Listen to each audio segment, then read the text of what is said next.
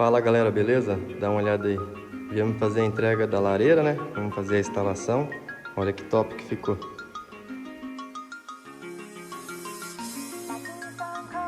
O painelzão que a gente fez aí, ó. Agora a lareira vai complementar. Ó, a gente fez ela com rodinha, né? Estrutura metálica. Com rodinha para poder movimentar. Porque aqui o cliente tem as tomadas dele que vai precisar mexer. Então a gente não vai fazer ela fixa, vamos só instalar ela ali embutida. Olha os detalhes aí. Top, hein?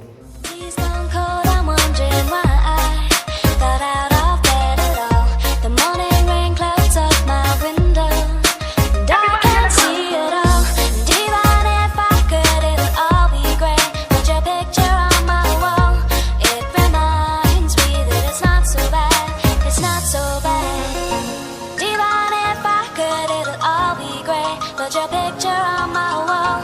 It reminds me that it's not so bad. It's not so bad.